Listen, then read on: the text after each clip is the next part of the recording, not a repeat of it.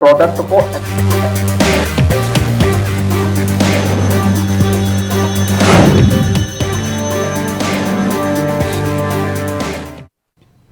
नमस्कार, India voice पर स्वागत है आपका। मैं हूं आपके साथ प्रियंका मिश्रा।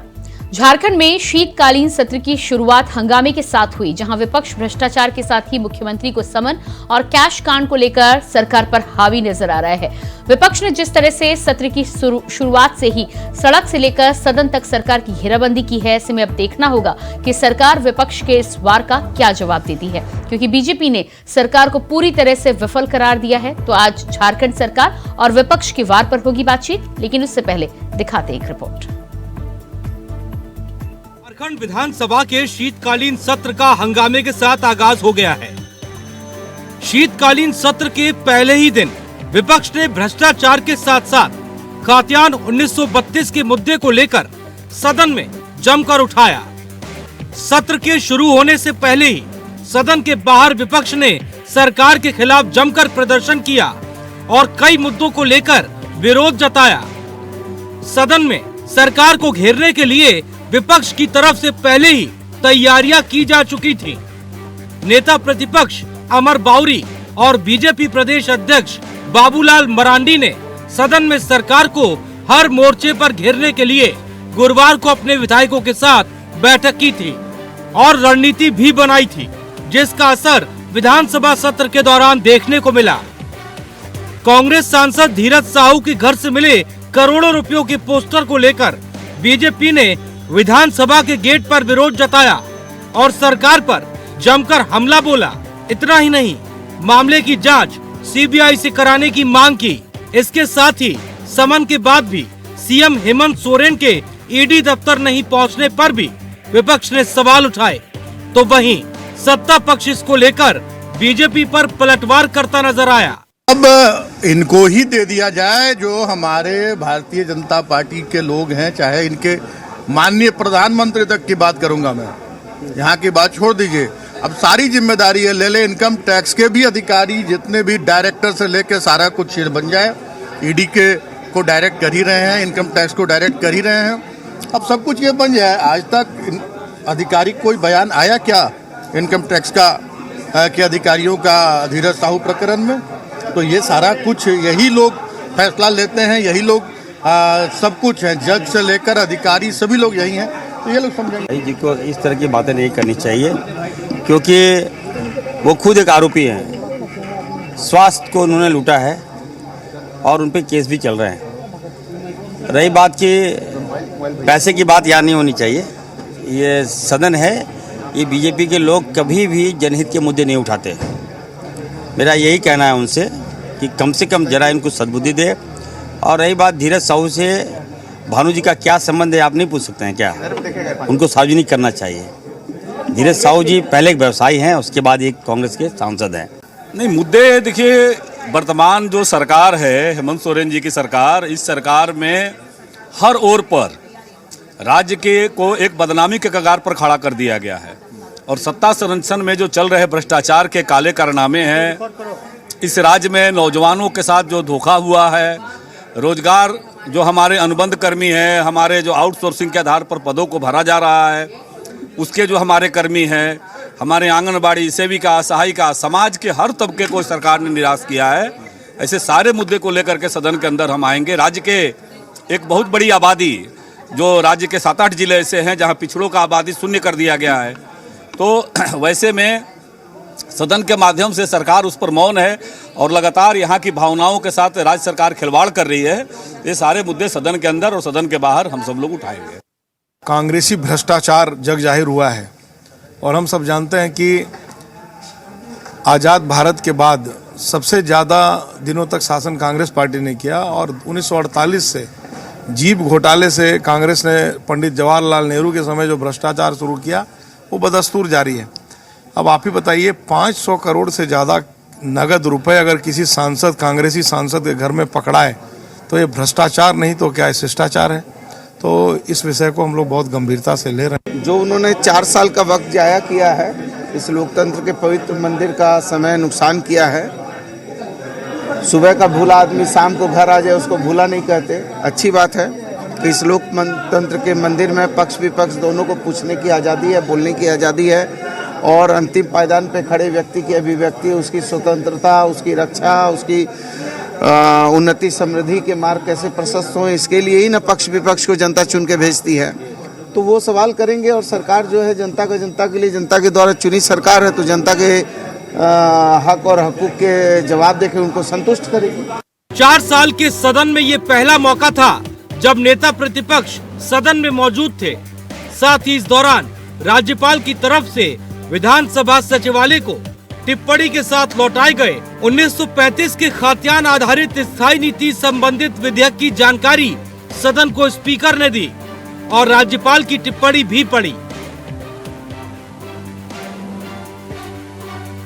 इसके साथ ही स्वीकृत 5 विधेयकों को सचिव ने सभा के पटल पर रखा, जिसमें झारखंड विनियोग संख्या 3 विधेयक, झारखंड अधिवक्ता कल्याण निधि संशोधन विधेयक, झारखंड मॉल एवं सेवा कर संशोधन विधेयक और झारखंड प्रतियोगिता परीक्षा अवैध कृत निवारण विधेयक सम्मिलित है। 4 साल के कार्यकाल में कई घोटालों में घिरी हेमंत सरकार और सीएम हेमंत को विपक्ष ने निशाने पर लिया और जमकर हमला बोला। सड़क से लेकर सदन तक विपक्ष सरकार पर हमलावर है। ऐसे में अब देखने वाली बात ये होगी कि आखिर सरकार विपक्ष के वारों से कैसे बचती है। Bureau report, India voice. अब देखना ये है कि विपक्ष जिस तरह से तमाम मुद्दों को लेकर भ्रष्टाचार के साथ ही साथ बेरोजगारी और इसके साथ जिस तरह से कांग्रेस विधायक के घर कैश पकड़ा गया है, उसको लेकर सदन में हंगामा करती हुई नजर आ रही है। विपक्ष का साफ तौर पर कहना है कि सड़क से लेकर सदन तक इन तमाम मुद्दों से सरकार से सवाल किए जाएंगे और यदि सरकार ठीक तरह से सवालों को जवाब देती है तो विपक्ष सरकार का साथ देगा, अन्यथा सरकार के विरोध में खड़ा होकर लगातार इस हंगामे को जारी रखेगा। तो आज इसी विषय पर हम चर्चा करेंगे। हमारे साथ मेहमान जुड़ चुके हैं, फिरोज खान कांग्रेस नेता हमारे साथ जुड़ चुके हैं, बहुत स्वागत है आपका। इसके अलावा धनोज कुमार जी राजनीतिक विश्लेषक भी हमारे साथ जुड़ चुके हैं, आपका भी बहुत बहुत स्वागत है। तो सबसे पहला सवाल तो यहाँ पर फिरोज खान जी आपसे ही है।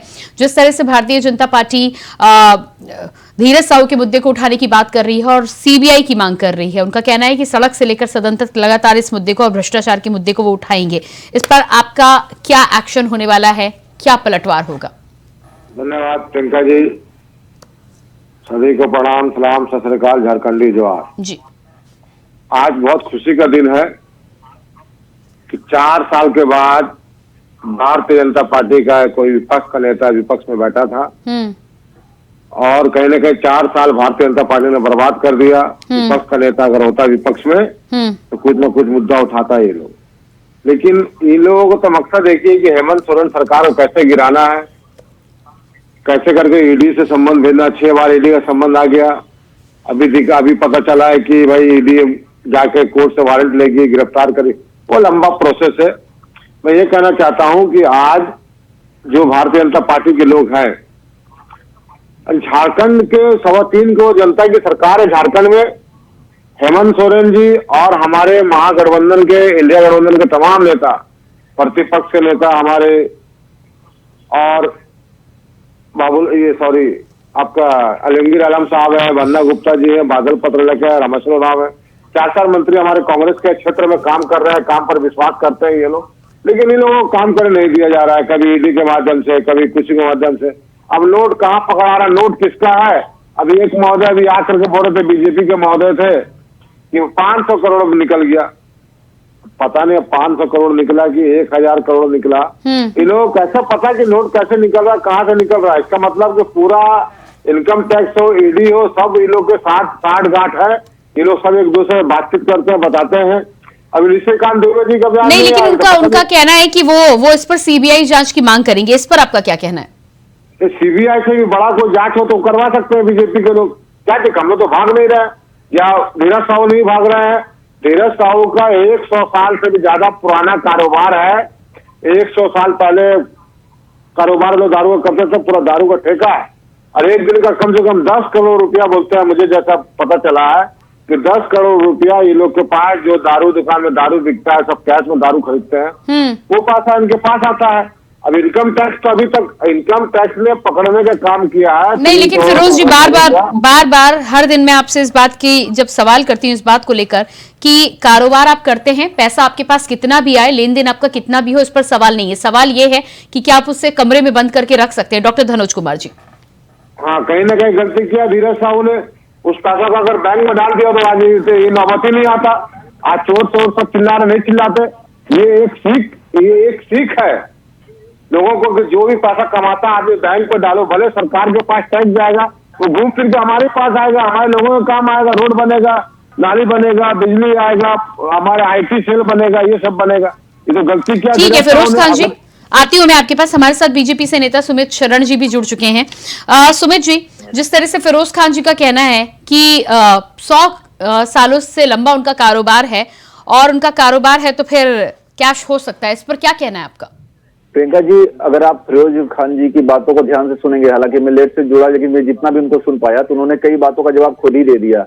उन्होंने कहा कि बहुत पुराना कारोबार है, प्रतिदिन 100 करोड़ रुपए का उनकी बिक्री है, उनकी जो उनकी शराब का उनका जो बिजनेस है। और उन्होंने एक बात और कही वहां पे कि भैया बैंक में डाल दो, ये उन्होंने गलती की है, ये वो भी मान रहे हैं। और ये कह रहे हैं कि ज्यादा से ज्यादा क्या होगा, टैक्स कटेगा और फिर घूम के आ जाएगा, हमारे पास ही आएगा, जिससे हमारी सुविधाएं मिलेंगी। यही तो मामला है पूरा का पूरा, कि उन्होंने इसलिए नहीं जमा किया कि उनको टैक्स बचाना था। यही तो मामला है। सब तो ये कह रहे हैं कि यही इसी को काला धन कहते हैं, जिसपे टैक्स में दिया गया हो। पैसा कमाना मना थोड़ी है इस देश में, लेकिन आप जो कमाते हैं उसमें आप अगर उचित टैक्स देते हैं, कर भरते हैं, तो वो सरकार को जाता नहीं भरते हैं तो उसे काला धन कहते हैं। यही तो पूरा का पूरा मामला है जो खुद फिरोज खान साहब मान रहे हैं। तो ये जो पूरा का पूरा पैसा है, ये पैसा हम भी वही कह रहे हैं जो फिरोज खान साहब कह रहे हैं, हम लोग एक ही बात कह रहे हैं, क्योंकि सच यही है कि ये पूरा का पूरा मामला है। जो इतने पैसे किसी के घर में कैश में मिले हैं, ये काला धन है। इसका उपयोग चुनावों में किया गया है। इसका ये कमाई जो अभी जो ट्रांसफर पोस्टिंग हो रही है राज्य में, जो केंद्र के जो नेता हैं, जो इस गठबंधन के बड़े बड़े नेता हैं जो दिल्ली में रहते हैं, शायद उनको पहुंचाया जाता होगा, कहीं एक रूट बनाया गया होगा। ये सारी चीजें जांच में निकल के आएंगी। और मामला देखिए कि सारे लोग आगे बोल रहे हैं, एक बार खुद साहू जी भी आगे बोल दें कि वो पैसा काला है। तो डॉक्टर धनुष, झारखंड में जिस तरह से बीजेपी CBI जांच की यहाँ पर मांग कर रही है और कांग्रेस के सभी नेता का, फिरोज जी का भी यही कहना है कि 100 साल पुराना कारोबार है तो धन हो सकता है, लेकिन धन कमरे में छुपा कर रखना क्या सही है? और उसके बाद कांग्रेस के नेताओं का ये कहना कि वो तो पुराने कारोबारी हैं। अरे तो पुराने कारोबारी हैं तो टैक्स नहीं देंगे क्या?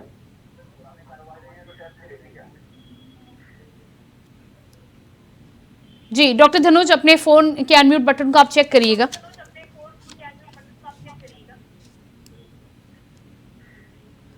ठीक है डॉक्टर धनुज, मैं आपके पास आती हूँ। सुमित जी, आवाज आ रही है? हाँ, आपकी आवाज आ रही है। जी डॉक्टर धनुज जी, 2 लाइन से शुरुआत करूंगा। सियासत भी अब काली कमाई का स्रोत बन गया। सियासत भी अब काली कमाई का स्रोत बन गया है। लगता है जनता के विकास का, लगता है जनता के विकास का मौत ही बन गया। देखिए, मैं दोनों मित्र को सुन रहा था। हमारे यहाँ जो भी नोट बैंक से निकलता है उसका सारा विवरण होता है। नोट खुद ही बता देता है कि मैं कहाँ से निकला हूँ। चाहे आप ATM से निकालो, बैंक से निकालो, उस नोट नंबर के हिसाब से जो जांच अधिकारी है वो सारे चीज का पता कर सकता है कि ये नोट कब, किस डेट में, क्योंकि हमारे देश का कानून बहुत मजबूत है। बाबा भीमराव अंबेडकर का द्वारा बनाया हुआ संविधान और उसके जितने भी ब्रांचेज हैं, उसके जो भी रसूख है, सब बरकरार। सवाल यह उठता है कि इतना नोट क्या कोई व्यापारी रख सकता है? कानून के तहत हमारे और आपको जो दिया हुआ पावर, घर के अंदर एक लिमिट पैसा रखने का, और ये अनलिमिट है। तो कहीं ना कहीं ये पहले दिख गया कि ये कानून तोड़ दिया। लेकिन दुख है कि कानून तोड़ने वाले लोग माननीय हैं। राज्यसभा सांसद जो उच्च सदन के, जिस पर बहुत बड़ी जवाबदेही होती है, वो कोई भी हो, सवाल होता है कि हमारे देश में जब तक भ्रष्टाचारियों का संरक्षण होता रहेगा किसी के द्वारा, तब हमारे देश की जनता, वो निरीह जनता, जैसे हमारे जानते फिरोज भाई जय जोहार बोलते हैं, आज भी हमारे झारखंड के लोग नहीं, लेकिन धनुष जी सवाल यहाँ पर ये कि फिरोज जी तो इस बात को मानने को तैयार ही नहीं है ना कि उन्होंने कुछ गलत किया है। मैं तो कह दिया क्यों मानेंगे? किसने गलती किया? बैंक में डंडा डालते पैसा तो हमें खुद लगता है गलती तो हुई है ना। अगर जो पैसा 362 भाई क्यों गलती मानेंगे? वो तो कांग्रेस पार्टी के राज्यसभा सदस्य है। कोई अपने भाई बंधु सखा संबंधी को चोर डकैत लुटेरा कहता है क्या? कोई भी हिंदुस्तान मुझे एक व्यक्ति दिखा दीजिए जिसका इतना बड़ा धनुष जी, मैं बोल रहा हूँ कि अगर धीरज साहू जी ये पैसा बैंक में डाल दिए होते जी, ताकि बीजेपी वालों को चिल्लाने का मौका मिलता तो क्यों नहीं डाला? फिरोज जी डाल दिए होते का, फिरोज जी डाल देते आप काला धन कानून के तहत डालना ही चाहिए। यदि उन्होंने नहीं डाला है तो यहाँ पर गलती है, आपको गलती माननी चाहिए, लेकिन आप अपने नेता का बचाव करें। सुमित जी प्रियंका जी बचाव नहीं कर रहे, ये गलती नहीं है। जांच में जो आएगा के पीछे अपराध को नहीं छुपाया जा सकता। ये बैंक में किस मुंह से डालते? इतने पैसों का हिसाब वो बैंक में दे पाते क्या? ये बात को समझिए ना, ये पैसा सही नहीं है प्रियंका जी। ये पैसा कोई कमाई का, जायज कमाई का पैसा नहीं है। इतने सारे पैसे जायज कमाई में आप नगद घर में नहीं रख सकते। आप बंद अलमारी में रख के, आप ये बात समझिए चीज को। ये गलती नहीं है, ये अपराध है, सोची समझी साजिश है। ये झारखंड में जितनी उगाही चल रही है, झारखंड में जो बंदरबांट चल रहा है, जो यहाँ पर घोटाला चल रहा है, मुख्यमंत्री जी जा चुकी है, आप मामले के रास्ता मिलता है उनके घर की तरफ आप जांच में आप देखेंगे ये रास्ता दिल्ली जाता है। जो घर है, जो अजमेर है, वो जंक्शन है, वो जंक्शन के जरिए मामला आगे जाता है, आगे जाते हैं प्रियंका जी। गलती नहीं, अपराध है, सोचिए समझिए साजिश है और भ्रष्टाचार के पैसों को नहीं। फिरोज जी आप राज्य स्तर पर सीबीआई जांच कराएंगे क्या? आपके राज्य में बरामद हुआ है ना? अरे सब तो अनुशंसा करिए ना, बोलिए अनुशंसा करिए, ईडी भी उनके पास है, इनकम टैक्स भी उन्हीं के पास है। अरे आप अनुशंसा करिए ना मुख्यमंत्री जी। हाँ मतलब वो कराएंगे तो कराएंगे, आप नहीं कराएंगे डॉक्टर धनुष जी। नहीं अनुशंसा करिए,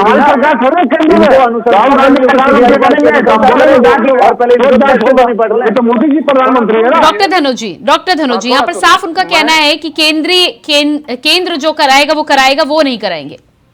देखिए क्यों कराएंगे, सवाल यहाँ ये भी है।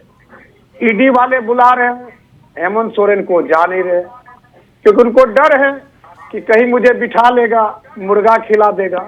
फिरोज भाई जानते हैं मुर्गा खिलाना क्या होता है। मैं कहता हूं कि कोई भी हो, भ्रष्टाचार करना, जनता के पैसे का चोरी करना, ये लोग शपथ लेते हैं, जनता के द्वारा जीतते हैं। मैं कह रहा था ना, जय जोहार। जो झारखंड का निर्माण हुआ है बहुत ही कतरा खून को बहाकर हुआ है, वहाँ के विकास के लिए, वहाँ के डेवलपमेंट के लिए, वहाँ के उन्नति के लिए, जमीन को बचाने के लिए। लेकिन दुर्भाग्य है कि वही चोर डाकू ज्यादा मिल रहे हैं, लुटेरे मिल रहे हैं। ये कौन है धीरज साहू? ये लुटेरा ही तो है। क्यों? उसको कौन कानून दिया इतना रुपया रखने का? कौन सा कानून? वो किसके सहारे है? वो हेमंत सोरेन के सहारे है, क्योंकि हेमंत सोरेन के सामने पुलिस है। यही पुलिस दो झापर रसीद करते, बता देते कहां से रुपया आया। लेकिन दुर्भाग्य है कि ये लोग सिर्फ आरोप प्रत्यारोप करते हैं और जवाब दीजिएगा। नहीं, मैं धनुष जी के बात से सहमत हूँ। धनुष जी सही कह रहे हैं, लेकिन जांच एजेंसी सारी की सारी तो बीजेपी के पास है ना धनुष जी। तो पुलिस ईडी हो,